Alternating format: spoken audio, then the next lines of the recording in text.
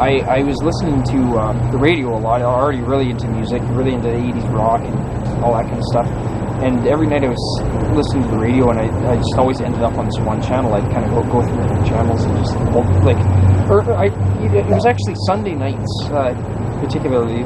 They'd have this show on with just all this great music. I was just amazed by it, and I sometimes I recorded on my cassette or whatever. And one day I brought a tape to my dad, and there's this incredible guitar solo that I can still remember every note clearly, like it was yesterday. And I've since lost the tape. I don't know who the artist was, but I basically said to my dad, I'm like, what is this? And he said, well, that's the blues. And then that was it. I was in the blues just instantly, like basically from one guitar solo that some unknown person did. I don't know who it is, but yeah, it was a blues program that was on every Sunday night, if I recall. Right. So yeah, that was kind of what got me into that. And how old were you at that point? At that point, I was 14, I think. Oh, you're probably still right 14. around. Yeah, I think right around the time when I was taking those lessons, sort of thing. Actually, it must have been prior, because that's what it was. Is I wanted to learn the blues, and my dad suggested his friend that he works with, who's a guitar teacher and really into blues. So that tape incident must have happened. That radio incident must have happened a little sooner, maybe when I was 13 or something like that. Oh wow, yeah, that's pretty young to be getting into blues. Most. Yeah. It's... Yeah, definitely. And then when I was 15, another experience was just watching on the local Edmonton News, Jordan Cook. He was 12 years old at the time, so I was pretty envious. But he's, playing gigs semi-full-time already at the age of 12 years old, and he was playing the blues and white. And so I just thought, well, this is awesome. Young people into the blues. Yeah, wow, that's neat. Yeah. And then from there, you... on your CD, it's kind of a mix of a lot of different styles. How did you move into that kind of style? Well, what I really found was, blues is really where my heart and soul is into blues playing, and it comes from a point of a lot of it, I should say, it comes from a point when it's written. It's from a point of overcoming certain things in your life and things like that.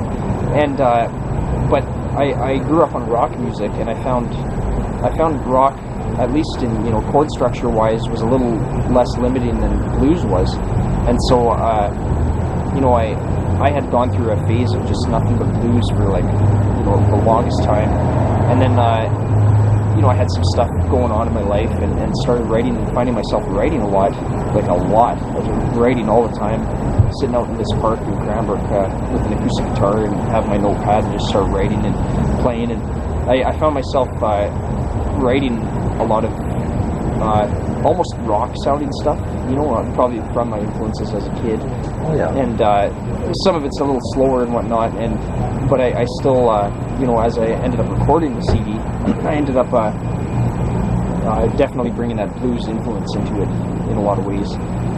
So it's kind of a mismatch of everything, and kind of don't know quite how to describe the sound, but yeah. Did you have any folk influence as well? Kind of in a way. Because everything was written on an acoustic guitar. Yeah. I suppose a person could kind of say that. Yeah, that's like not so much though. Mainly it was people. I've heard a couple of people maybe mention that to some degree on after listening to the CD, but I think that mainly stems from the fact that I used acoustic guitar for a main rhythm track throughout most of the CD, almost every song. Yeah, that's what I kind of noticed. Okay, yeah. It was kind of almost folky made into rock with blues over top. Yeah. So definitely a blend of a lot of things for sure. Yeah. Wow, neat. Yeah, I would even say, Honest Hypocrite, I think that's the fifth song in the CD. That definitely brings in, even an element of metal to it, which is something, I never have explored fully, there's definitely a lot of different styles going on there. Well, I noticed that as well, because there was almost that Boston, Yeah. influence in there as well Yeah, with oh, some yeah. of the guitar solos. So Yeah. I was thinking you're probably a big fan of Boston as well. Oh yeah, definitely. Actually, I was specifically trying to get that twin guitar lead sound, like the harmonies, big harmonies. Not on all the guitar tracks, of course, but on quite a few of them. Right. And mainly from listening to a lot of Boston and other bands that did similar type stuff. But yeah, Boston was actually a band I got quite into about 3 years prior to beginning recording the CD, or even a couple of years before starting to record the CD. So yeah, and then even at one point I ended up finding a Rockman processor. I don't know if you ever heard of one of those, but like a guitar processor that basically Tom Scholz from Boston developed. Wow. I think he designed it, and it pretty much gives the Boston sound. So that might be another reason why you might hear some of that influence there, for sure. Wow, that's neat. Used it on the CD quite a bit. Yeah. Quite a bit. Wow. That his sort of signature tone and in your own direction. Yeah, exactly. Wow. Exactly. Nice. Yeah. Yeah, a lot of it is a different register too, because a lot of the Boston, was quite sufficiently higher in register vocal-wise. Oh yeah. And so, that's one element that definitely has a different sound than Boston. Although I did throw quite a few harmonies up in that upper register, but the main vocal lines, the main melodies are more sort of mid-range.